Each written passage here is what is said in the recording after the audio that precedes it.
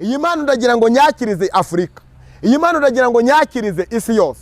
Nimwakira impano mu izina rya Yesu, kandi impano kuyakira n'ubuntu. Yes. Ese ikintu bigaragaza ke umuntu yakiriye Yesu umwami n'umukiza, kigaragaza ngo uyu muntu koko tumurebye yarahindutse. Niki umuntu utarakira Yesu Kristo abarangwa n'igomwa, abarangwa n'ubusinzi, abarangwa n'ubusambanyi, abarangwa n'umujinya, abarangwa n'amahane, abarangwa no kwitandukanya. Ushobora kuvumbwira ngo ese ko hari abantu bafite ubwo buzima bw'imirimo mibi ariko tubona bafasha abandi bantu. Ibyo bitandukanye no ko warakiriye Yesu. Dufite abagwa neza batakiriye Yesu, bagwa neza batanga ibyo kurya, batanga imyambaro, bubakira abandi amazu, ariko ntago bivuze ngo bakiriye Yesu Kristo. Twahindutse abana b'Imana ryari? Cyangwa se Bibiliya itwereka ko twahindutse abana b'Imana ryari? Umudamu yamaze gusama inda, umwana twita mubwiriza icyo uburyo agomba kubaho. Ntago umwana twite yongera kumuha kwambara akajire nk'aka kamufasha. Aramubwira ngo jya kugura mariniyeri. Urumva? Akajya kugura mariniyeri kuko uyu mwana ari kumusaba icyo akeneye. Uyu mwana ashaka ko wambara ikintu kirekuye, ntago ashaka kubangamirwa. Sibyo? Nyamara uyu muntu yari umusirimu, yambaraga akantu kamwegire neza kari kuri sayizi, ariko noneho Yesu uyu mwana amaze kumugeramo, uyu mwana amubwirije ko agomba kwambara, arambara ibintu bimurekuye. Iyo Yesu akurimo akubwiriza icyo ugomba kurya akaba ari icyo urya, akubwiriza icyo ugomba kunywa akaba ari icyo unywa, akubwiriza uko ugomba kwambara akaba ari ko wambara. Niyo mpamvu burya tutagomba gucira urubanza abantu bambaye ubusa. Oya, uyu muntu impamvu yambaye ubusa nibwo buzima bwe, ahubwo akwiriye kuhabwa iyi mpano kugira ngo nawe izamubwirize uko agomba kwambara. Ariko weho nta kintu wamubwira kuko nawe yigeze kukubona wambaye ubusa. Mwese pastor, ko hariho abantu bigisha yuko agakiza no kwambara ngo ntaho bihuriye, kuko umuntu ngo kwakira Yesu n'umwami n'umukiza, ngo Imana ngo ntireba ngo twambara ngo yitegereza ku mutima. Mwese pastor bivuga ko iki iyo umuntu yakijijwe abagomba guhindura uko yahora yambara kera nkuko barimo babitubwira canke ubivuga iki pastor? Nari ndimo mbivuga ndababwira ngo wicira umuntu urubanza.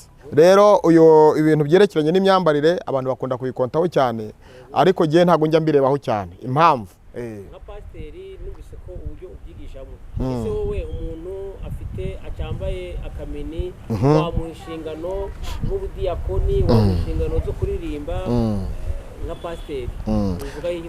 Ntabwo turagera mu ijuru, hano mu isi turondoza amaso. Gusenga everyday, gusenga buri munsi. Nusenga uzanesha, nunanigwa gusenga uzaneshwa. Senga. Reka ngusuhuze inshuti ya Gusenga everyday, nizere kumeze neza mu bisanzwe muri kumwe nanje Manirakiza Edouard, abari mu Burundi, abari mu Rwanda, mu biyaga bigari mwumva ikirundi n'ikinyarwanda, tubakiriye kuri channel ya Gusenga everyday, tubabwira ngo turabakunda, Imana ibahe umugisha muri inshuti zacu zakazasohoka. Abari muri Amerika turabasuhuje, mu majyaruguru majyepfo, cyane inshuti zacu ziri muri Canada turabasuhuje, Imana ibahe umugisha. Turabasuhuje abantu bari muri Europe, cyane inshuti zacu ziri mu Bubiligi turabasuhuje, Imana ibahe umugisha. Abari muri Sweden turabasuhuje, abari muri za Espagne abo turabasuhuje, dusuhuje abantu bari muri Australia, dusuhuje abantu bari muri Aziya abo turabasuhuje, tubabwira ngo turabakunda kuri channel ya Gusenga everyday. Imana ibahe umugisha kubwo guhitamo ibiganiro byacu kubana natwe ku manywa na nijoro. Tukaba tubibashimiye cyane, dushimira abantu mwakanze subscribe, tubabwira ngo Imana ibahe umugisha. Ushobora kuba nawe ubwa mbere ugeze kuri channel ya Gusenga everyday, ukande subscribe, ukoreshe yakara subscribe kugira ngo uzazubone ibiganiro byacu bitakugoye. Nimba ushaka ijambo ry'Imana, nimba ushaka kumenya ijambo ry'Imana, kurikira Gusenga everyday uzahabonera inyigisho nzima, kandi tukaba twabizeje ko tubazanira abakozi b'Imana bafite ijambo ry'Imana. Abo tuzakomeza tubatumira kuri Gusenga everyday, nkuko rero mubona kuri Gusenga everyday. Urabona yuko uyu munsi hari umukozi w'Imana, ntabwo ari ubwa mbere hagaragaye, ariko watangira wibwira abantu ko ari abantu bashobora kuba ari ubwa mbere bakubonye, baje nyuma bakanze subscribe nyuma bakaba batabonye ibiganiro byawe, batabakubonye. Niyo mpamvu watangira ubibwira Imana, unasenga Imana. Murakoze, kandi Imana ibagirire neza, Imana ibahe umugisha, kandi Imana ibiteho mu izina rya Yesu. Jewe mukurikiye nitwa Pasiteri Nzayisenga Adiel. Pasiteri Nzayisenga Adiel uyoboye itorero Imbaraga z'Umusaraba hano mu mujyi wa Kigali. Rero ndagira mbabwire ngo ndabakunda, nzi ko atari ubwa mbere mugiye kunkurikirana, ariko bishoboka ko hari n'ugiye kumbona ubwa mbere, niyo mpamvu nivuze mu mazina, kuko nzi ko uko bweje uko bukeye abantu barusha bagenda bareba ikoranabuhanga baba benshi, niyo mpamvu tuba dukwiye kwivuga n'ubundi uko tugiye gutanga ikiganiro. Rero nongeye mbabwire ngo ndabakunda, kandi n'umunyamakuru nyakiriye nawe ndamukunda, Imana imuhe umugisha. N'umukameramani wacu ndamukunda, Imana imuhe umugisha, kandi Uwiteka akomeze atwifuriza ibyiza uko bwije uko bukeye mu izina rya Yesu. Rero ndagira ngo mbabwire ngo muri uyu mwanya ni umwanya mwiza, ni umwanya Imana ibiduhaye wo kugira ngo dutange ijambo ryayo mu isi yose. Ushaka kunyumva uri mu Rwanda, ushaka kunyumva uri i Burundi, ushaka kunyumva uri Tanzania, ushaka kunyumva uri muri Afrika, cyangwa se ushaka kunyumva uri hano mu Rwanda, ushaka kunyumva uri muri Amerika no mu bindi bihugu bitandukanye byo ku isi yose. Ko nzi ko iri koranabuhanga rihagera hose, kandi nzi ko buri muntu wese ankurikira akanyumva akumva icyo Imana ivugana nawe. Rero Imana ibahe umugisha, kandi Imana ibagirire neza. Ngira mbabwire ngo ndi umugabo ndubatse, utaza kumbona ukagira ngo ndi umusore. Ndi umugabo wubatse, mfite umudamu, murabona iyi mpeta, mfite umudamu umwe n'abana 4. Ndi umugabo rero murumva ko nubatse, kandi ndi umugabo ukuze, ntago ndi umwana. Kubu ngubu ndi mu myaka hafi 50, ngize imyaka igera muri 49, 48 hafi 49. Murumva rero ni imyaka itari mikeya, ni imyaka imaze gusa nkaho yisumbura, imaze kuba mikuru. Rero muraganizwa n'umuntu usobanutse, muraganizwa n'umuntu umaze igihe mu bintu by'umurimo w'Imana. Jewe ubusanzwe navukiye mu itorero ry'Abadventiste, ariko nza kuba umwe mu bantu basakaza ijambo ry'Imana ku isi yose bitewe n'amashuri nize ya theology, nkurikira ibyo nize, none sinakurikira iby'idini. Rero abantu benshi bibaza uburyo navuye mu Badventiste, umunyamakuru avuga ngo ariko se byagenze bite ko tuzi ko nta muntu wava mu Badventiste ngo ajye mu barokore. Ndagira ngo mbabwire ngo ntago nagiye mu barokore, nta nubwo nari ndi mu Badventiste. Ngewe nahamagawe n'Imana. Nahamagawe n'Imana. Nuvuga ngo iyo ushaka kugira ngo ubane n'Imana, nta kindi kintu wishingikiriza, ntabwo wishingikiriza idini. Idini ni aderese y'ahantu ushobora kubarizwa kugira ngo ujye ukorerwa imihango runaka kubw'ikibazo waba wagize, kuko mu isi burya hari ibintu dusabwa gukorerwa tuvuye nko mu mubiri, tukabikorerwa n'idini, umuhango w'idini. Tugiye gukora ubukwe tukabikorerwa n'idini, kuko biri ngombwa, cyangwa se tugiye mu buryo bwo kubatizwa tukabatizwa n'idini. Nuvuga ngo idini ni aderese yo kugira ngo tugire ahantu tubarizwa, ariko ubundi ntabwo ari ryo rizatujyana mu ijuru. Ikintu kizatujyana mu ijuru ni ukuba utunze Imana mu buzima bwawe, ni ukuba ufite Yesu Kristo nk'umwami n'umukiza n'ubugingo bwawe, muri wowe warahindutse. Abantu benshi rero burya munyamakuru ntabwo bajya basobanukirwa ikintu cyitwa guhinduka. Guhinduka ni nko kuba wambaye nk'imyenda yacikaguritse. Dufate umuntu wambaye imyenda yacikaguritse, burya hari ukuntu abantu bamubona, sibyo? Yambaye inkweto zacitse, yambaye ipantaro yacitse, yambaye agashati kacitse, yambaye ikote ryacitse, hari ukuntu abantu bamubona ukundi kuntu, bakabona ashobora kuba ari nk'umurwayi, bakabona ashobora kuba ari nk'ikindi kintu kidasanzwe. Ariko iyo bongeye kumubona yambaye inkweto nshyashya, yambaye ipantaro nshya, yambaye ikote rishya n'ishati nshyashya, baravuga ngo yarahindutse. Byarahindutse.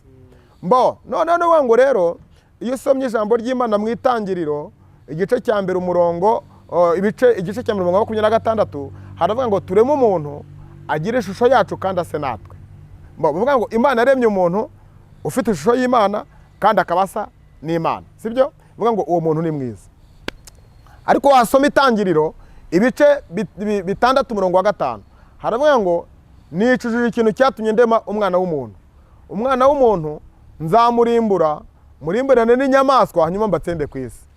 Niki cyatumye Imana ifata umugambi wo gutsemba umuntu yaremye, ikamutsembana n'ibyo yaremye byose, kandi yaramuremye mu ishusho yayo, yaramuremye no kugira ngo ase n'Imana. Ibyo bibera ikibazo abantu benshi ntibabashe gusobanukirwa ibyo ari byo. Ubundi iyi si turimo ni isi twashyizwemo n'Imana. mu buryo iyo urebye uburyo abantu bagiye babaho kubera ko Imana yaremye isi, yaremye umuntu imurema n'aho agomba kuba. Ntabwo umuntu yari kugomeza kuba mu ijuru. Ahantu Imana yaremye heza ni Edeni. Iyo usomye ijambo ry'Imana kureka ko Edeni ngo ni ahantu hari heza cyane, hari ubusitani bwiza, harimo ibiti byo kurya, ngo nta kintu kimwe cyari kibuzemo. Ni ahantu umuntu yabashaga kunezererwa. Ariko noneho bantu Imana yaharemeye baza kuhakorera ibitandukanye n'iby'Imana yahabashyiriye. Noneho bituma Imana isa nkaho ibateye umugongo, iza no kubareba ntiyanahababona, isanga ngo bihishe kubw'ibyaha bari bakoze. Bituma iyasi Imana yari yarimye mu ishusho yayo ari isi nziza, bituma yangirika. Isi rero ntabwo yangiritse kubera ko ari ubutaka bwangiritse, ahubwo yangijwe n'umuntu Imana yagize gute yashyizeho. Noneho muri uwo mugambi w'Imana, Imana yaremeyemo umuntu mu bwiza bwayo, Imana yaremeyemo umuntu mu ishusho yayo, bituma Imana ireba wa muntu nk'utakiri mu ishusho yayo. Imana ishimwe cyane. Bituma Imana itekereza ukundi kuntu gutandukanye n'uko yatekerezaga ku muntu. Biba ngombwa yuko Imana iba nkaho imuvanye mu bitekerezo byayo. Biba ngombwa yuko Imana imuvanaho ya shusho yayo. Biba ngombwa yuko Imana imuvanaho bwa bwiza bwayo. Urumva umuntu ahinduka mubi. Biba ngombwa ko wa muntu w'umugore n'umugabo Imana yashyize ku isi, bituma Imana ibashakira ibihano bigomba kubahana bitewe n'uko bari bakosheje. Kera Imana yarahanaga, cyakoze uyu munsi dufite amahirwe twibera mu buntu bwa Yesu. Ntabwo duhura n'ibihano Imana yatangaga kera. Noneho Imana, wa mugabo wakoze icyaha akaba mubi na wa mugore wakoze icyaha akaba mubi, Imana ibagenera ibihano muri yose. Noneho ngo isi kimara guhabwa ibihano kubera ba bantu, isi nayo yahise yangirika. Niwe isi yatangiriye kwangirika mu gihe cyo kwa Adamu na Eva. Niwe isi yatangiye kwangirika, ariko nanone niwe isi yatangiriye kuba nziza. Kuko Imana irema isi yabanje yiremera abantu Imana yari yaremye. Vuga ngo iyo si yari nziza, ariko iza kwangizwa n'abantu Imana yashyizeho. None kwa kwangizwa n'abantu Imana yashyizeho, bituma Imana ifata wa muntu iramubwira ngo wa mugabo we, mu buzima bwawe bwo kuba kuri iyi si uzajya urya wiyushye icyuya, kandi ikindi ubutaka uzahingamo buravumwe. Ibwira umugore, iramubwira ngo wa mugore we, nawe urubyaro ruzagukomokaho uzarubyara urira. Urumva ibihano? Imana itanga ibihano ku ruhande rw'umugabo, Imana itanga ibihano ku ruhande rw'umugore. Ndaguha urugero munyamakuru. Uzajya ahantu bahinga, uzasanga umuhinzi wese ufite isuku uhinga, uzasanga ibyokere byamanutse. Biriya ntabwo ari umunaniro, nta nubwo ari uko yahinze cyane, ahubwo ni ukubera ko ari Imana yageneye umuntu uzashakisha ibyo kurya wese azabishaka yiyushye ibyuya. Rero n'umugore uzabona babajyana kwa muganga kubera bagiye kubyara, usanga arimo arira. Ntabwo arira kubera ko ari ubundi bubabare, oya, nuko Imana yavuze ngo uzabyara urira. Yes, buriya nta mudamu ubyara atarize. Kubera iki? Nuko Imana yabishyizeho. Ikintu Imana yashyizeho rero ntabwo gikurwaho n'umwana w'umuntu. Niyo mpamvu rero uko nirimo mvuga ngo umuntu ahinduka ati, ndimo sobanura uburyo umuntu ahinduka. Umuntu ahindurwa nuko uko isi igenda ikura, niko umuntu nawe agenda arushaho kuba mubi. Noneho kiriya gihe ibihano Imana yari yahanishije uriya muntu byakomeje gukura, bikurira kuri ba bantu. Uko abantu bagenda bagwira, bagenda bagwiza cya kibi. N'uyu munsi ikibi cyaganjije isi, cyaganjije isi. 6, 5 itangiriro avuga ngo nicujije. Noneho bigera ubwo Imana yicuza ikintu cyatinyira mu muntu, kuko bamaze kugura abaye benshi bagwiza n'ibibi, bituma Imana ivuga ngo umuntu nzamurimburane n'inyamaswa. Habaho igihe kimwe, haza kubaho ko Imana itanga igihano ku bantu bakoze ibyaha. Imana ivuga ngo abantu bariho bakoze ibyaha ngiye kubarimbuza amazi. Imana ngo igomorora amasoko y'ikuzimu, igomorora n'amasoko yo hejuru, ngo byose bibyara amazi, ngo abantu baza barimburwa n'amazi, ngo uretse umuryango umwe w'umugabo witwa Nowa. Nowa niwe wakomotsweho urundi rubyaro rugomba gutura muri yasi. Ariko Imana yari yayisukuje iki? Amazi. Urumva? Noneho ngo Imana yabonye ko amazi yica abantu cyane, iravuga ngo ntabwo nzongera kurimbuza abantu amazi, ahubwo nzabarimbuza umuriro. Ubu dufite isezerano, buriya biri mu isezerano yuko umuntu Imana yaremye utazumvira Imana ngo yakire guhinduka, ave muri bwa buzima bw'Imana izarimbura ajye mu buzima Imana itazarimbura, uwo muntu afite igihano kizamuhana. Azahanishwa igihano cyo kuzashya, kuzatwikwa n'umuriro w'itanura w'imperuka. Umuntu azarimbuzwa umuriro, ntabwo azongera kurimbuzwa amazi. Icyo ni igihano, ni isezerano. Buriya rya sezerano riri ku bantu Imana yaremye bo mu isi. None n'ubwo ngo rero icyo gihano kiriho gitegerejwe abantu, kiriho abantu babyumve ko kiriho, ntabwo nje gutera ubwoba, ahubwo ni ijambo ry'Imana nicyo rivuga. Amen. Kuko ngewe nahamagariwe kuvuga ukuri kw'ijambo ry'Imana, nahamagariwe kudacisha ku ruhande, kuko ntabwo njya nshakira inyungu ku ijambo ry'Imana, ngewe nshakira inyungu kuko Imana yabonye nayikoreye ikampemba, ko nge nabonye ko Imana ihemba. Nahisemo rero kuvuga ijambo ry'Imana nk'uko riri, ntarinyuze ku ruhande, kuko benshi barica ku ruhande kugira ngo bagire ibyo baronkamo, ariko ntabwo ijambo ry'Imana turironkamo ibintu, ahubwo ijambo ry'Imana riraduhemba. Imana ishimwe cyane. Akandi mbonye ijambo Imana ihemba munyamakuru, mbonye Imana ihemba, mbonye Imana ireba umuntu wihanganiye bimugerageza, wihanganiye ibintu bimugeraho byinshi bimukomereye akihangana, mbonye Imana itanga ibihembo ku muntu wihanganye. Imana ishimwe cyane. Twari turi ku ijambo rivuga rero guhinduka. Ntanga n'urugero rugaragaza umuntu wambaye imyenda icitse n'uburyo yambaye imyenda mishyashya, bagatavuga ngo uriya muntu byarahindutse. Twinjira mu buryo bw'umwuka cyangwa se mu buryo bw'ubuzima tubayemo n'uburyo bw'umwuka, ndashaka kubijyanishanya. Iyo uri mu buzima bw'umubiri, uba ugomba kuba intangarugero, uba ugomba kuba uw'imico myiza, uba ugomba kuba urangwa n'amahoro, uba ugomba kuba urangwa n'ubugwaneza, uba ugomba kuba urangwa no guca bugufi. Umuntu umeze gutyo aba ari imbere y'Imana nk'utunganye. Ariko noneho byaratunaniye kubera isi. Iyi si yazanye imikorere yayo, ya mikorere yayo iraziganza bya bintu mvuze byo guca bugufi, bya bintu mvuze byo kwiyoroshya, bya bintu mvuze byo kuba mu mahoro, ntibyagaragara, hagaragara iby'isi izanye.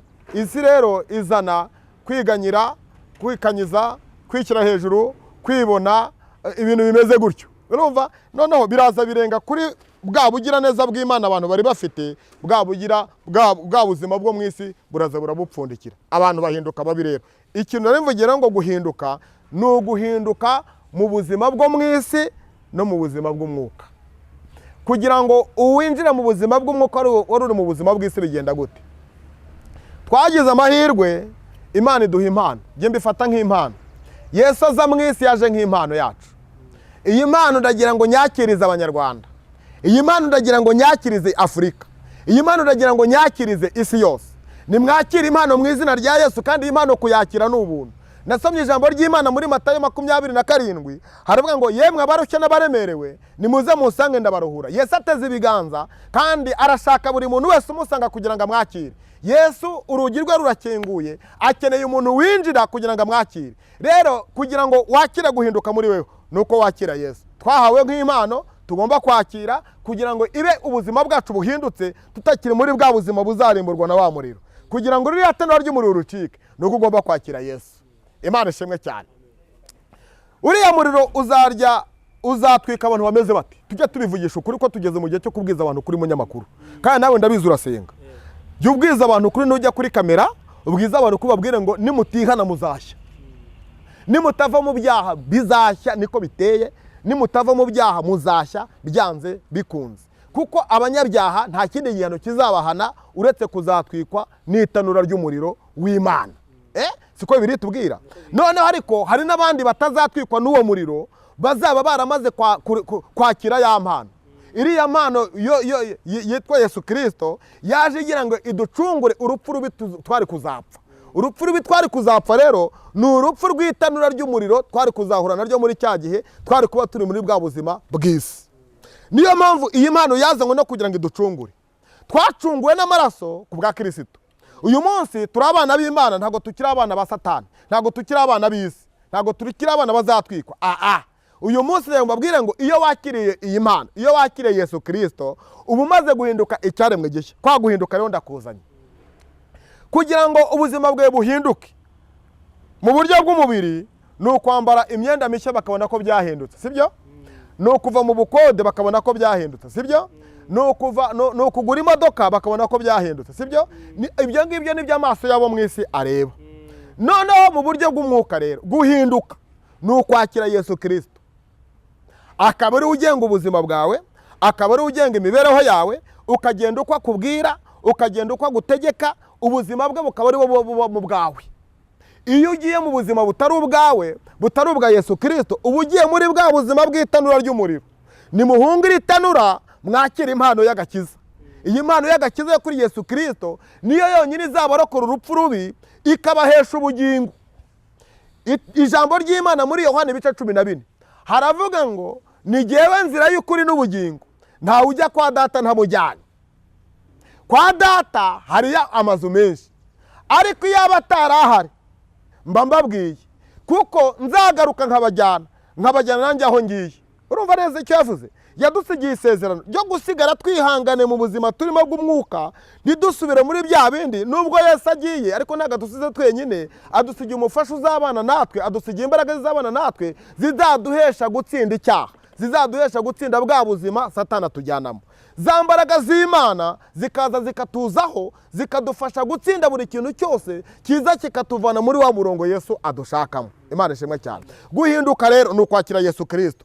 Ndagira ngo ubwire ngo wowe uri uranyumva uri mu Rwanda, uranyumva uri muri Afurika, uranyumva uri mu isi yose, uranyumva uri muri Amerika, cyangwa uranyumva uri mu Bubiligi cyangwa mu Bufaransa, aho hose urahari. Nawe nkwakirije iyi mpano yo muri Yesu Kristo. Iyi mpano yo muri Yesu narayibonye, ituma ugira ubuzima bwiza, ituma ugira umunezero, ituma ukaraba ugacya. Buriya ntabwo abantu bose ariko bakaraba ngo bacye. Wakaraba se ugacya gute kandi umubiri wawe wihebye? Wakaraba se ugacya gute kandi umubiri wawe wijimye? Ntibishoboka. Ni ukuvuga ngo ikibyawe biba ijambo ry'Imana muri Yohana ibice 2 haravuga ngo ibice 3 ngo ikibyawe n'umwuka ni umwuka, n'ikibyawe n'umubiri ni umubiri. Nuvuga ngo hari ikintu kitugira abazima ndetse twanakaraba tugacya nuko twabyawe n'umwuka. Ariko igihe cyose kibyarwa n'umubiri, ndagira ngo nkubwire ngo uzaba wirabura, uzaba wije. Kwirabura kandi ushaka kuri n'umuzungu ukirabura. Impamvu ni iyi, uzi ko n'abazungu bajya bakaraba ntibake, ariko tukabona uruhu rwera uzabarebe uzasanga bamwe barabaye ba madowadowa kandi ari abazungu, ugasanga bararushwa uruhu rwiza n'abirabura. Niyo mpamvu ibitera tuba twarakiriye amavuta aturuka kuri Kristo, hanyuma akafata fiva yacu cyangwa se figa yacu, ya mavuta ya Kristo agakesha isura yacu, tukagaragara neza muri kamera. Wandeba muri kamera ukagira ngo mfite imyaka 25 kandi ndi muri 50. Niyo mpamvu ibitera rero nuko twakiriye iyi mpano ya Yesu. Iyi mpano ya Yesu igibasha gutuma tutarwara indwara z'ibyuruzi zibonetse zose, kuko izi mbaraga z'Imana ziturindira mu buzima bw'umwuka abisi batazi. Iyo ushaka kugira ngo urindwe mu buzima bw'umwuka nuko wakiriye impano. Iyi mpano ndayikwituye, iyi mpano ndayikwifurije kugira ngo nawe uyakire. Urimo uranyumva uraremerewe, urarushye, ariko kugira ngo wakire kuruhurwa nuko wakira Yesu Kristo, kuko Yesu ateze ibiganza ategereje kuza umusanga kugira ngo akwakire. Imana ishimwe cyane. Iki kintu cyitwa guhinduka munyamakuru ni ikintu kirekire cyane, ni ikintu wavuga ukakivuga mu byigisho bigera muri 5, kubera ko guhinduka biri mu buryo bwinshi cyane. Hari uburyo bwo guhinduka mu buryo bw'umubiri, hari uburyo no guhinduka mu buryo bw'umwuka. Guhinduka rero biri mu buryo bwinshi kandi butandukanye kandi bufite ikintu kibuhindura. Ibyo mu isi bihindurwa nuko twakoreye amafaranga tugahinduka, tukambara neza, tukagera mu modoka, tukubaka amazu. Uko ni uguhinduka, kuko uko bari bakoze ukennye ntabwo ariko bakikubonamo. Noneho mu buryo bw'umwuka rero guhinduka ni ukwakira Yesu gusa. Iyo wakiriye Yesu uba wamaze guhinduka. Imana ishimwe cyane. Kwakira Yesu umaze guhinduka. Yes. Ese ikintu bigaragaza ko umuntu yakiriye Yesu umwami n'umukiza, kigaragaza ngo uyu muntu koko tumurebye yarahindutse. Niki?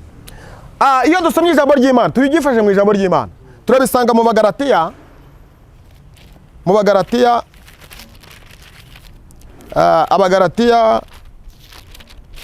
Abagalatiya mu bice 5. Abagalatiya ibice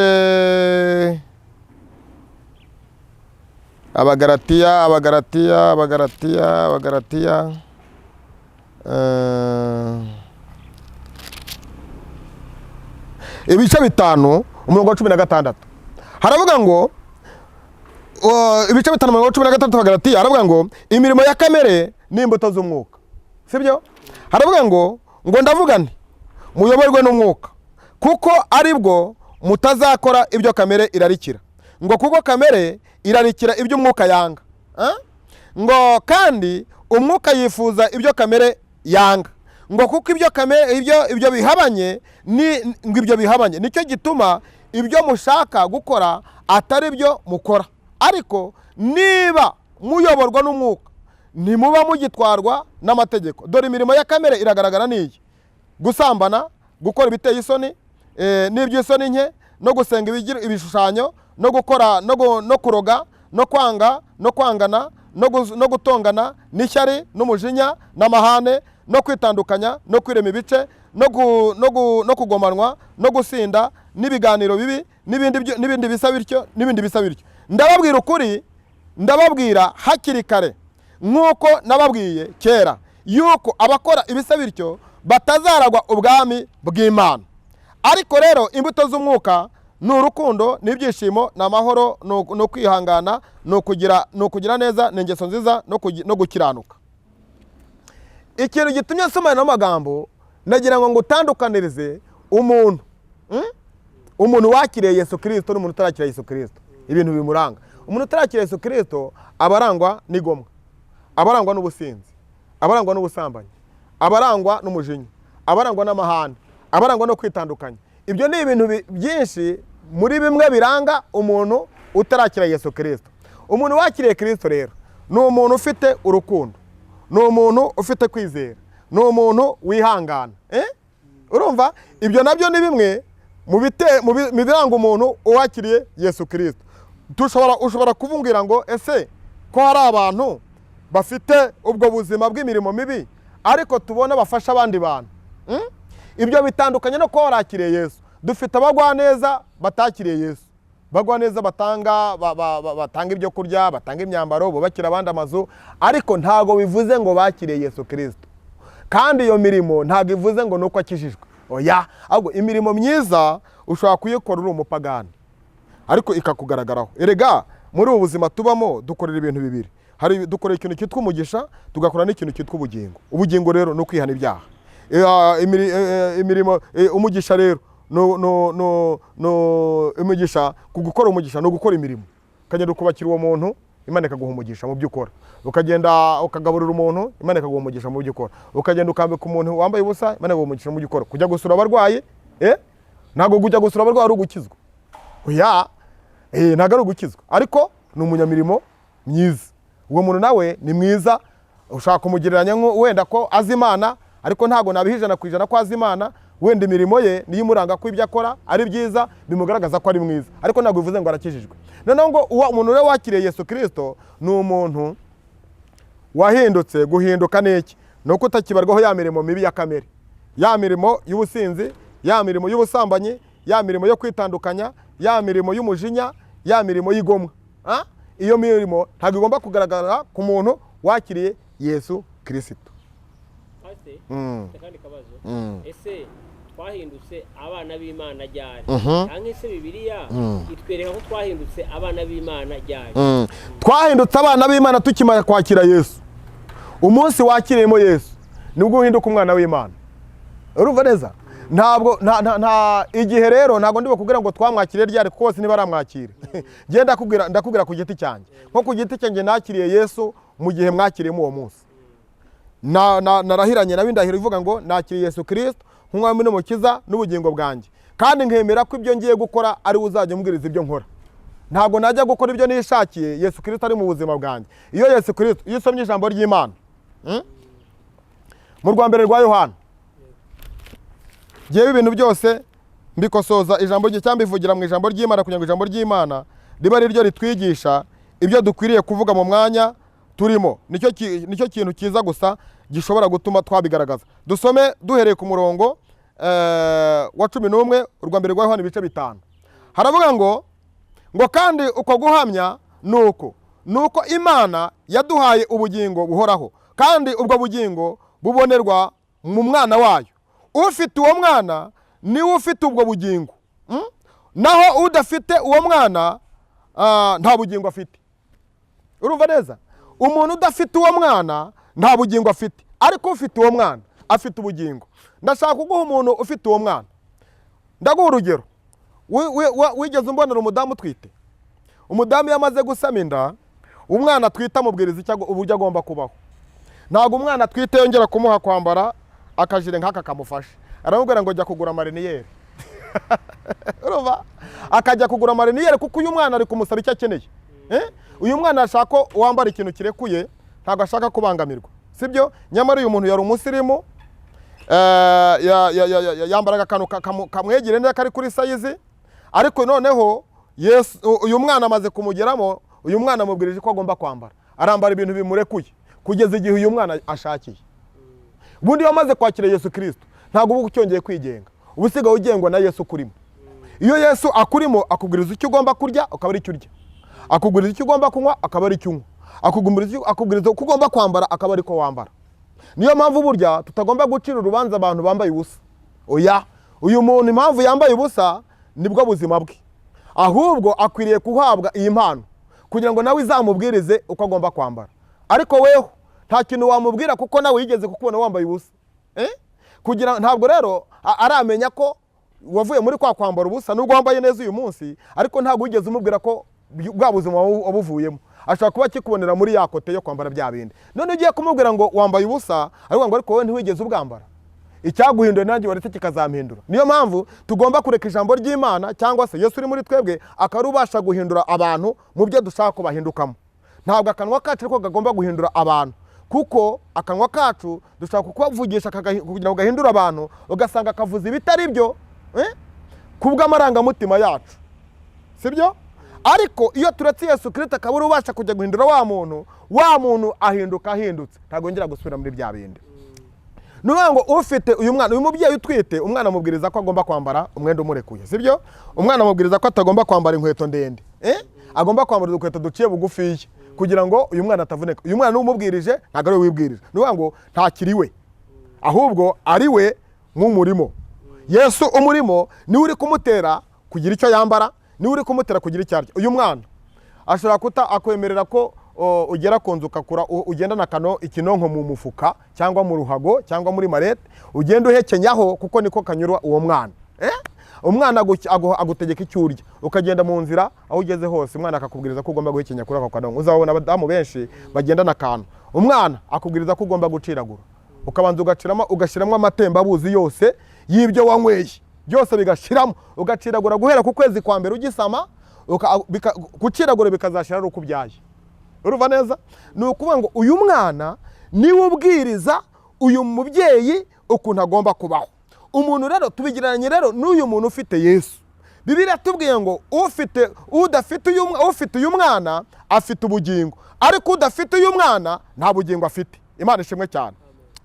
Bivuga ngo uyu muntu ufite uyu mwana amubwiriza uko agomba kubaho, amubwiriza uko agomba kwambara, amubwiriza uko agomba kwitwara. Ubuzima bwose abayemo ni uyu mwana ubumutera, ni uyu mwana ubumushoboza, ntabwo yabasha kubyishoboza. Uyu mubyeyi iyo abyaye tumugereranya nk'umukristo utegereje igihe Imana izazira. Noneho wa mwana uri mu buzima bwe akamugeza ku iherezo ryo kuzagera muri bwa bugingo. Ubugingo turabufite, ariko hari aho tuzahurira n'ubugingo. Noneho nyir'ubugingo tuzahura dutunze ubugingo na nyir'ubugingo turamufite, ariko hari aho tuzanezereranwa nawe hateguwe na nyir'ubwite ari we Yesu Kristo, kuko yaravuze ngo ngiye kubategurira aho muzaba. Yohana 14 siko watubwiye, ngiye kubategurira aho. Rero tuzahabeshwa nuko wa mwana ari muri twe, kuko twamaze guhinduka tukakira wa mwana. Nuvuga ngo duhinduka mu gihe twakiriye Yesu Kristo muri uwo munsi. Ko hariho abantu bigisha yuko agakiza no kwambara ngo ntaho bihuriye, kuko umuntu ngo kwakira Yesu n'umwami n'umukiza, ngo Imana ngo ntireba nk'uko twambara, ngo yitegereza ku mutima. Ese pastor bivuga ko iyo umuntu yakijijwe aba agomba guhindura uko yahora yambara kera nk'uko barimo babitubwira, canke ubivuga iki pastor? Nari ndimo mvuga ngo iyo wamaze kwakira Yesu nuko ubwiriza uko wambara. Ndababwira ngo wicira umuntu urubanza ko ntituri abacamanza, ntabwo turicazwa ku ntebe z'Imana ngo duce imanza. Uyu munsi ucira imanza mugenzi wawe n'ejo bakagucira urundi, kubera ko turi mwese duhura n'ibintu byinshi bitandukanye. Rero ibintu byerekeranye n'imyambarire abantu bakunda kubikontaho cyane, ariko ngiye ntabwo njya mbirebaho cyane. Impamvu ngiye nemera ko urusengero ni ivuriro, ni ibitaro. Hari ijambo Yesu abigishwa bamubajije, baramubwira ngo ese Yesu ngo ko umuhinzi ko yahinze imbuto akayihinga mu murima, none n'iki cyatumye hazamo urukungu? Mbese urukungu turuteme turutandukanye n'amasaka? Yesu aravuga ngo ntago byashoboka ko mwatema urukungu ngo muruvane mu masaka kandi bitarera ngo urukungu rugaragare n'amasaka agaragara. Uyu munsi wa none nubwo uyu muntu yambaye nabi nkuko tubira, wenda yambaye imini nkuko tubivuga, yambaye imyenda migufi, abandi bakaba bambaye imyenda miremire. Ntago kwambara imyenda miremire ari byo bivuga ngo byaguha cyane ko uyu muntu ari ukijijwe, kuko tubona abantu benshi bambaye imyenda miremire batwite ari abadamu, sibyo? Benshi kenshi abadamu nibo dufataho urugero kuko nibo bagaragarwaho n'ikintu cyabaye cy'impinduka cyane. Burya abagabo ni gakeya, umugabo kugira ngo umubone ko byahindutse nuko ajya mu kabari akanywa inzoga atayinywaga agasinda, ariko ubundi abenshi bayinywera mu bwihisho ngo bakanywa gakeya. Ariko gihe ibyo ntago njya mbizi, ngiye Yesu uri muri jewe ambwiriza kutanywa ku nzoga, ariko ni Yesu bimbwiriza. Ubundi Yesu gatoya muretse nayinywa, ariko kuko Yesu ari muri jewe ntago Yesu uri muri jewe anyemerera kujya kunywa inzoga, kuko mu buryo ambwirizamo ambwiriza ko vino ari umukobanyi, inzoga zikubaganisha, ariko uwo ni jewe. Ariko ntago bivuze ko ntanabyigisha mu rusengero, ndabyigisha, ahubwo rya jambo nigishije uwo ryakozeho akumva rya jambo rimukozeho, yumva agomba guhinduka akava muri bwa buzima bwo kunywa inzoga akajya mu buzima butari bwo kunywa inzoga, akajya muri bwa buzima bwo kutambara ubusa akajya mu buzima bwo kwambara neza. Niyo ngo ibintu byose twakaretse Yesu akaba ari ubiduhinduramo, atari kwebwe tubihinduje abantu. Nka pasiteri numvise ko uburyo ubyigishamo, ese wowe umuntu afite acyambaye akamini, wamuha inshingano nk'ubudiyakoni, wamuha inshingano zo kuririmba nka pasiteri, ntabwo turagera mu ijuru, hano mu isi turondoza amaso, kandi abantu nakubwiye ngo ibitaro, burya ibitaro biba birimo abarwayi batandukanye. Hari urwaye sida, hari urwaye kanseri, hari urwaye malaria, hari urwaye inzoka, hari uwakomeretse, hari uwakoze agisida, bose kandi bari mu bitaro bimwe. Hari ababyeyi bari kubyara bari mu bitaro bimwe, sibyo? Ariko abo barwayi bose kandi bagomba guhabwa imiti ihwanye n'uburwayi bafite, kandi ariko ntabwo bari bukirire rimwe. Hari abarwayi bari bukire bagataha, hari n'abandi bari bugomeze bakaguma mu bitaro kandi bahawe imiti. Bivuga ngo rero uyu muntu wambaye mini aracyari mu bitaro, aracyavurwa kuzageza igihe avuriwe. Bigereranywa n'iki? Bigereranywa n'uko kuntu umuntu acyambaye mini ari mu rusengero, ubwo burwayi bwe ntabwo burakira. Ntabwo wamuha inshingano se, waha umuntu, wafata umuntu ukamuteruza izi ntebe kandi arwaye, ntabwo wabikora. Uriya muntu kubera ko ukimubona bwa burwayi urabumwihangane we muha inshingano.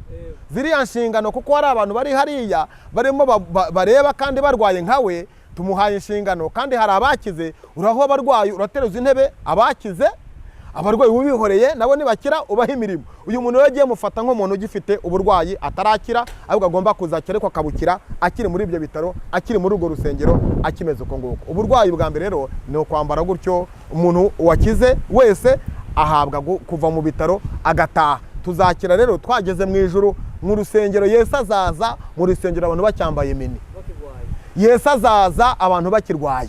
Yesu yaravuze ngo ntabwo nazanywe n'abarwaza, ahubwo nazanywe n'abarwayi. Abarwayi rero bazahoraho ibihe byose. Nuvuga ngo abambaye ubusa bazahoraho ibihe byose bari mu rusengero, abanywi b'inzoga bazahoraho ibihe byose bari mu rusengero, abaroga bazahoraho ibihe byose bari mu rusengero. Impamvu ni iyi, ni abarwayi bategereje umuti wo kubavura. Ariko Yesu azaza batarakira, harimo bazaba batarakira. Urumva neza? Yesu azaza abasore batararongora bose, Yesu azaza abakobwa bose batararongorwa. Siko biri tubwira se? Ngo azaza ngo mu gihe tutazi no mu gihe tudatekereza. None se niba naza ntazaza agasanga azaza asabwire abambaye zamene ngo nimuvaneho zamene ndaje, ashwe. Ahubwo bizasaba ko tubareka, akazaza agasanga zamene bakizambaye, umuntu utarakozweho n'ijambo ryigishwa ngo ahinduke akizwe, yambara umwambaro awubwirijwe na Yesu cyangwa n'ijambo ry'Imana rimurimo, ayambare neza mu buryo bukwiriye, yo kwisebesha mu bisi, bituma bwa buzima bwe butuma buguma aho ngaho kandi akiri mu rusengero.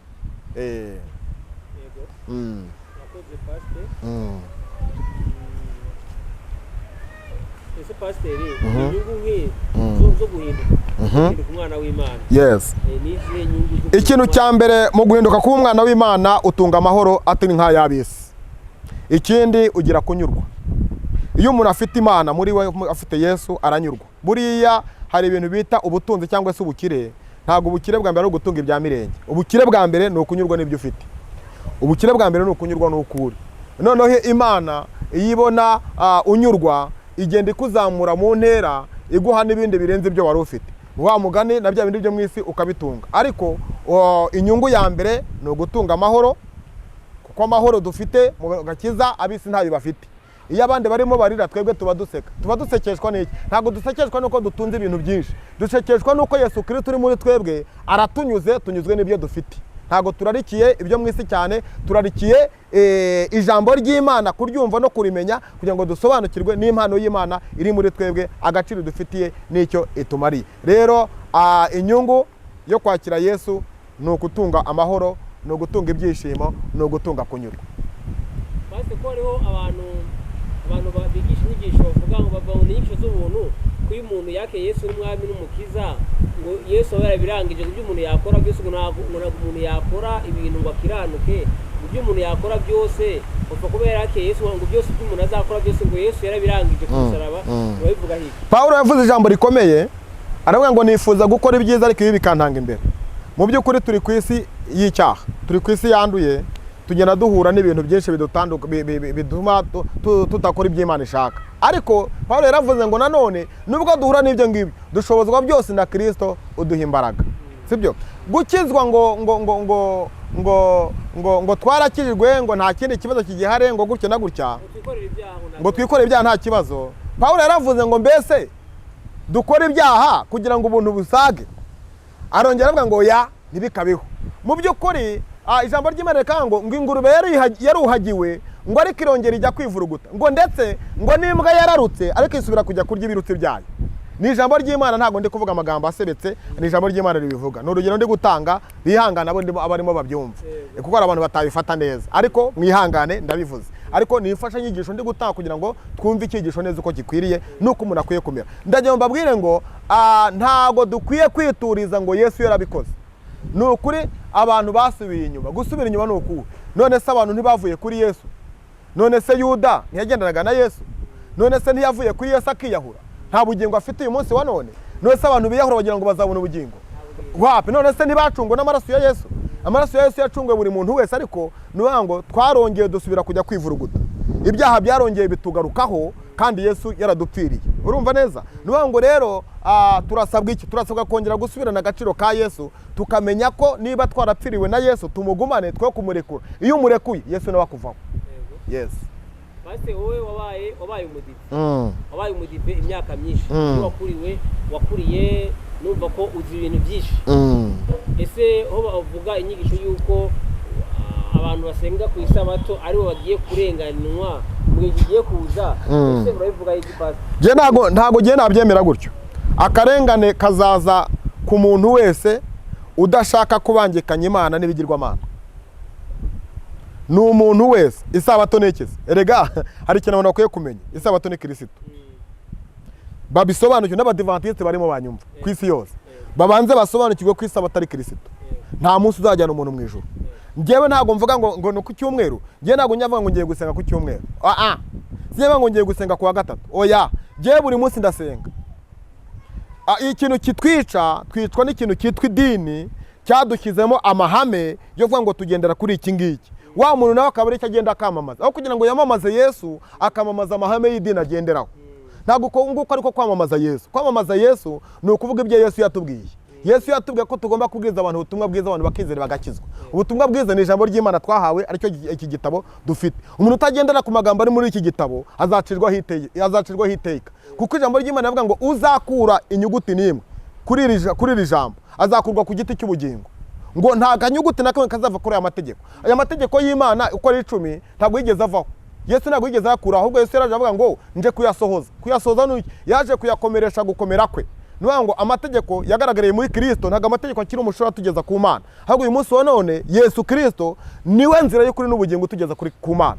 None ntabwo amategeko atuyobora. Bivuga ngo uyu munsi ni umunsi kimwe n'iyindi. Wera nkuko kuwa mbere hera. Kuki bundi weza ku isabato kuwa gatandatu gusa? Kuki uteza kuwa mbere? Kuki uteza kuwa kabiri? Iyi minsi yose yagaragaje Yesu nk'uwera. Nuvuga ngo Yesu rero niwe wera, nta munsi ukera. Nta munsi tukita ko wera. Yesu buri munsi wose awugaragaza nk'uwera. Noneho rero uyu munsi impamvu Yesu yarari mu bwihisho butagaragarira abantu, bamubona baramaze gusohora amategeko yo kugaragaza umunsi. Yesu amaze kuza wa munsi bongera kukomeza kandi Yesu uwo munsi wo wavugaga Yesu uzaza. Uwo Yesu uzaza yamaze kuza, uwo munsi uracyari uwiki. Niyo mpamvu rero tugomba kumenya ngo akarengane kazazira ku muntu wese ufite Imana muri we udashaka kwibangikanya n'ibigirwamana. Ibigirwamana ni ibihe rero? Ni amabwiriza azageze igihe akaza agomba gukurikizwa mu isi, ariko abantu basenga ntibayakurikize, bakarenganyirizwa Imana bamenye. Rero ntabwo ari Abadivantiste, ni umuntu wese ashaka kuba umukatolike, ashaka kuba umuporoso, ashaka kuba umwadeperi, ashaka kuba umurokore, ashaka kuba umudivantiste. Sibyo? Icyo akoze ntabwo ashaka kuba umwisilamu. Oya, umwisilamu biragoye kuko buriya abisilamu ntibemera Yesu.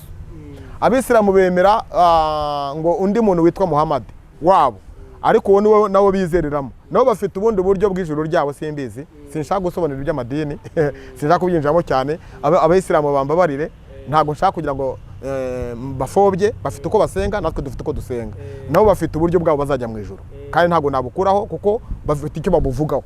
Ntabwo rero busobanura nk'ubuzi, simbuzi neza, ndasobanura ibyonze. Ariko umuntu uzarenganywa ni umuntu wese uzarenganyirizwa Imana yamenye, bashaka kugira ngo bamushyiremo ibindi bintu bimutandukanye n'Imana yamenye. Uwo ngo wese azarenganywa. Ntabwo rero ari Abadivantiste nk'uko babivuga. Ni ukuvuga ngo rero ni iki wababwira abantu bateze amatwi ko baradukurikira bose, baradukurikira inyigisho wabazi? Ikintu nababwira cya mbere ni bakire Kristo nk'umwami n'umukiza n'ubugingo bwabo, ahindura ubuzima bwabo. Byonyine ijambo ry'Imana riba ryo bagenderaho. Kuko ngiye kubivuga nanjye naba ngiye kumera nk'uca iteka cyangwa se nk'uca urubanza, kandi buri muntu wese afite urubanza azacibwa. Hari urubanza rwiza n'urubanza rubi. Nubango ukuri twamenye nuko kubwira abantu Yesu, kandi Yesu baramuzi. Erega reka nkubwira aya madini ntabwo akora ibinyuranyije n'ibyo Yesu ashaka ko batamuzi. Baramuzi. Bari abantu nta kintu bakenewe. Nta nubwo Imana iri kudutuma ngo tujye kubwira bariye. Imana iri kudutuma kujya kubwira ba bantu batarakira Yesu. Ariko uyu muntu uri mu idini wica ukuri akuzi, afitanye n'Imana urubanza. Ariko hari utazi uko kuri, ukeneye kumenya ukuri. Uwo niwe tugomba kujya kubwira iby'Imana, ibya Yesu, bikamuhindura. Byamara kumuhindura akaza nawe mu murongo w'abana b'iki b'Imana. Aba bantu rero tuvuga ngo tujya kubwiza ukuri, ukuri barakuzi. Ntabwo ari uko batakuzi. Hari abantu batazi ukuri. Rero nawe kandi uko wemera isabato cyane. Ariko nyuma umaze kubyinjiramo neza, umaze kumva ijwi, umenya ukuri. Ukuri umaze kumenya kurakubatura. Hari igihe umuntu ashobora kubana akaba atarigeze amenya ukuri, hakaba ari ibintu yigishijwe akagumana ibyo, akaba agize amahirwe. Wowe wabaye buriya, wowe wabaye ahantu, hari ukuntu ubizi, hari uko wamaze kumenya. Hari ikintu Pawulo yavuze. Pawulo yaravuze ngo nimutwarwa n'amategeko muzatsindishirizwa nayo, nimutwarwa n'ubuntu muzatsindishirizwa nabwo. Nuvuga ngo rero tuzi ko Abadivantiste ari itorero rigendera ku mategeko, sibyo? Kandi amategeko birayemera ko azabakiza. Birayerekana ko ari abantu batwarwa n'ubuntu, kandi ubuntu birayerekana ko ubuntu buzadukiza. Nuvuga ngo rero ntabwo ndi bujye kuri kote cyane yo gusobanura amategeko no gusobanura ubuntu, kuko cyo cyigisho ndimo. Ahubwo ibyo nabyo tuzabishakira umwanya, tuganire ku buntu, tuganire no ku mategeko. Tuzaganira ku buntu n'amategeko. Noneho dushake ese bihurira hehe, bitandukanira hehe, ese byunganirana bite, ese bikorerwa gute. Noneho dushake igisubizo cyabyo. Ariko bakakanya utwarwa n'amategeko azakizwa nayo, utwarwa n'ubuntu azakizwa nabwo. Icyambere nuko dutunga Yesu. Amen. Wakoze Imana igumurisha cyane. Sinzi ko hari ikindi wakongeraho. Icyo nakongeraho, ndashaka ko tuzagana ikigisho ahubwo kivuga ku mukristo. Iyo wamaze guhinduka ubana n'Imana ute, uba ugomba kubaho ute muri ubwo bukristo bwawe. Nubwo icyo kigisho ahubwo nicyo tuzaganira ubutaha, kugira ngo tuzamenye umuntu wamaze guhinduka abagomba kubaho ate. Kuko twamaze kubona ko guhinduka no kwakira Yesu Kristo nk'umwami n'umukiza n'ubugingo. Twagiye tubona ingero nyinshi cyane z'uburyo tubanye na Yesu, z'uburyo abantu batabanye na Yesu kubameze, imirimo ya kamere baranga, abantu babanye na Yesu, imbuto z'umwuka zibaranga, tugera tubona byinshi cyane. Ariko wakakanya kano ngaho ikintu navuga, ngiye kubwira abantu babwire ngo nimwakire guhinduka, nimwakire impano y'Imana ari we Yesu Kristo. Umuntu ufite Yesu, reka mbabwire, iyo umuntu afite Yesu ntacyo mwisi kimukanga. kuko imbaraga z'Imana zishoboye byose. Yewe munyamakuru nabonye imbaraga z'Imana zikora ibintu bikomeye. Nabonye Yesu Kristo adukoresha ibintu bidasanzwe, kuko Yesu Kristo araza akakuremamo ubundi buzima, araza akakuremamo icyizere, cya cyizere utihaga Yesu araza akakiguhesha. Noneho kwa cya cyizere Yesu yaguhaye ukakibamo, abantu bakagukunda, abantu bakakwemera. Mbonye abantu bangarurira icyizere kubera Yesu. Ntago nari wo kugarurirwa icyizere kuko nari mubi cyane mu isi, ariko uyu munsi wa none Yesu yaranzanye anshyira mu mwanya we, yateze ibiganza ndaza aranyakira. Nawe ngira ngo Yesu ateze ibiganza, ngwino akwakire mu izina rya Yesu. Reka rero mbwira abantu bakeneye ko bakeneye ko nazabaganiriza cyangwa se nabasengera. Mbonye Imana kubwo kwakira Yesu Kristo ankoresheje umurimo ukomeye udasanzwe muri iki gihugu cy'u Rwanda no mu mahanga. Nari ndi hambere aha ndi mu gihugu cya Uganda, Imana yakorera imirimo itangaje. Ndi kubwiriza ubutumwa, abantu batatu bari baryamye mu nzu, bari iruhande rw'urusengero, ntago basengaga, ariko bumvise mvuga ijambo ry'Imana, mvuga imbaraga zibohora. Nabwirizaga ikigero kivuga imbaraga zibohora. Noneho bumva uburyo imbaraga zibohora umuntu, babyuka mu buriri baza biruka. Hari harimo n'uwamugaye, yaramugajwe n'amahembe, baramuroze baramutereje amahembe, nawe avumbuka mu buriri aza yirukanka. Bose baza mu materaniro baravuga ngo twumvise uyu muntu imbaraga abwirizamo zibohora ubuzima bw'abantu, natwe duhita tuza. Bahita batanga ubuhamya, ndabasengera, Imana ihita bakora imirimo n'ibitangaza, bakira kubohoka, ubuzima bwabo buba buzima. Rero mbonye Imana iri gukora imirimo n'ibitangaza. Nongere mbabwire ngo ntabwo ari umuntu ukora, ahubwo ni Yesu ukorera muri twebwe. Imbaraga z'Imana nizo dukoreramo, natwe tugakora, ariko ntabwo ari twebwe imbaraga zacu zikora, ni imbaraga z'Imana ziri muri twebwe. Rero ndagira mbabwire ngo wiheranwa n'ubuzima bubi, wiheranwa n'uburwayi bwakurembeje, wiheranwa n'ubumuga ufite, wiheranwa n'amateka mabi wanyuzemo, ahubwo ngwino nkugire inama y'uburyo ugomba kwakira Yesu Kristo ahindura amateka yawe. Mbonye Imana inkoresha ibidasanzwe, ntabwo ari ukwirarira, si iki, ni mubishaka muzaze ku rusengero. Umurimo w'Imana ngukorana mu mujyi wa Kigali, hano mu murenge wa Kimironko, ntabwo ari kure, na hafi. Imana iri gukora imirimo n'ibitangaza. Maze amezi 2 ntangiye, ariko mbonye Imana iri gukora ibintu bidasanzwe. Imana iri kwigaragaza ku buzima bw'abantu, ijuru riri gukinguka, kandi kubaha ijambo rimanuwe n'Imana. Ntabwo ari ijambo ryanjye, ni ijambo rimanuwe n'Imana. Kuwa gatatu twagize ibihe bikomeye cyane, abantu bakiriye kubohoka. Hari umudamu umwe waje gusenga, yari amaze imyaka 3 afite ikigeragezo cyo kuva imyaka 3. Yes, yaramaze imyaka 3 ababaye. Uwo mwana w'umukobwa yarababaye cyane, uwo mudamu yarababaye cyane, ameze nabi. Ariko twarasenze, ndamusengeye saa 4 n'igice z'amanywa za mu gitondo, yagejeje nimugoroba atakiva. N'ubu ngo turimo turavugana, ambwira ko byahagaze. Rero iyo ni imirimo y'Imana, ntabwo ari jewe, ni imirimo y'Imana. Imana igenda inkoresha, ariko je nemereye Imana kwibera igikoresho gishimwa nayo, kandi Imana igushima igushimisha n'abantu. Ndagira mbabwire rero, Imana iri gukora imirimo n'ibitangaza. Niba mushaka ko Imana ibohora ubuzima bwanyu, nimuze mu nzu y'Imana. Muri hano mu Rwanda hafi, muradukurikiye, muratwumva, cyangwa se impande zose no ku isi yose. Ushobora no kugusengera uri hanze, ushobora no kuganira nawe ijambo ry'Imana uri hanze, kandi Imana igakora imirimo n'ibitangaza. Yesu yaramburaga ikiganza ahantu hari umurwayi ari kure cyane, uwo muntu agakira. Izo mbaraga rero Yesu yarazidusigiye. Yesu yaravuze ngo kandi ndabasize mbahaye imbaraga muzakora nazo, kandi muzakora n'ibirenze jewe ibyo nakoze. Ubwo n'ubushobozi Yesu yaduhaye, ariko ntabwo bivuga ngo dusimbuye Yesu, ahubwo turi ibikoresho by'Imana.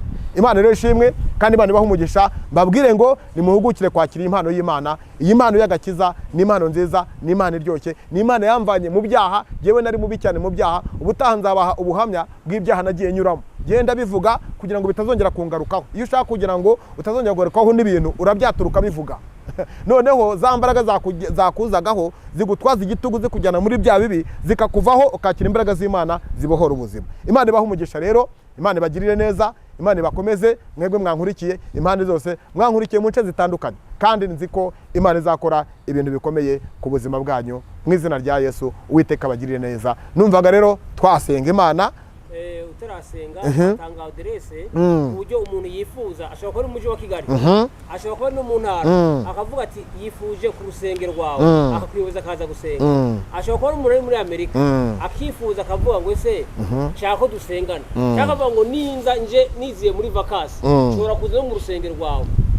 Watanga adresse? Adresse icyambere mbabwira nuko dusengera no mu mujyi wa Kigali, hano mu murenge wa Kimironko, ni hafi, ntabwo ari kure. Ikindi tukaba dusenga kuwa gatatu no ku cyumweru.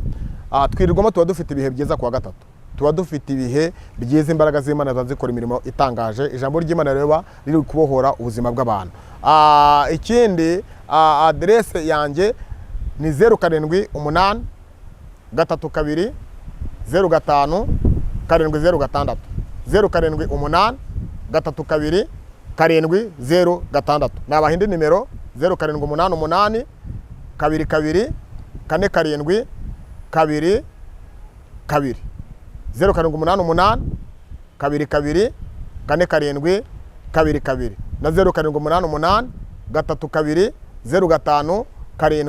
05 706. Imana ibaha umugisha rero, izo adresse wazinshakiraho, hanyuma tukunganirana. Ibi bintu by'Imana ni ukunganirana, ni ugufashanya, kandi Imana impamagariye gufasha abantu bakeneye kwegerana na Yesu. Niba ushaka kwakira Yesu, niba ushaka guhinduka undi muntu udasanzwe, niba ushaka guhinduka undi muntu mu gakiza, ukava muri bya bibi wagenderagamo, ukava mu burushyi wari urimo, Yesu akakwakira, mpamagare nkugire inama, tuganire, hanyuma wakire Yesu Kristo nk'umwami n'umukiza n'ubugingo bwawe. Kandi niba hari n'ibindi bikuruhije, nagusengera, Imana ikakubohora mu izina rya Yesu. Uwiteka abagirire neza, Uwiteka abakomeze, kandi ijuru ribakingukire mu izina rya Yesu. Amen. Pasiteri utarasenga, ubutumwa ushobora kuba ububonye ubukunze, ubutumwa ushobora kubugeza ku nshuti yawe, ukayihereza iyo nshuti ikazabuhoka, igashaka umukozi w'Imana, cyangwa hari uko wabikora usharinze ubu butumwa buhagira abandi bufasha. Imana iguhe umugisha. Pasiteri, wasoza usenga Imana. Imana rero ibahe umugisha. Reka dusenge Imana. Gushyigikira umurimo w'Imana ni ingenzi, kandi kuwushyigikira kwawe ni umugisha, kandi kuza mu nzu y'Imana kwawe ni umugisha, kandi bizaguhesha ubugingo buhoraho, ndetse n'ikindi uzakubirwa inshuro 100 ku byawe wasize uje mu nzu y'Imana. Uwiteka abagirire neza. Reka dusenge Imana. Mana Data wa twese uri mu ijuru, izina ryawe niryubahwe. Turagushimye kubw'uyu mwanya mwiza twarimo tuvuga ijambo ryawe ryo guhinduka k'ubuzima bw'umuntu, cyangwa ku buzima bw'umuntu wakiriye Yesu Kristo, ku muntu wakiriye impano y'agakiza. Turagushimiye Mana Nyagasani, ngushimira aba bantu ku isi yose banyumvise, mu Rwanda banyumvise, iri jambo rigende ribageremo, rihindura ubuzima bwabo, rihindura amateka yabo, imibereho babagamo yose. Mwami, bakire guhinduka mu izina rya Yesu. Ndahamagara ijuru kugira ngo rikore ikintu gikomeye ku buzima bw'abantu banteze amatwi ku isi yose no mu Rwanda, mu izina rya Kristo Yesu. Bakire impinduka y'ubuzima, bakire gukomera, bakire igisubizo, bakire ubuzima, bakire imibereho, bakire amateka ahindurwa ubuzima mu izina rya Yesu. Umuzima bw'Imana buze kuri mwebwe mwese mwankurikiye, mu izina rya Data wa twese n'Umwana n'Umwuka wera. Amen. Shalom, shalom, shalom, shalom. Shalom. Ikiganiro nawe utaha. Gusenga everyday, gusenga buri munsi. Nusenga uzanesha, nunanigwa gusenga uzaneshwa. Senga.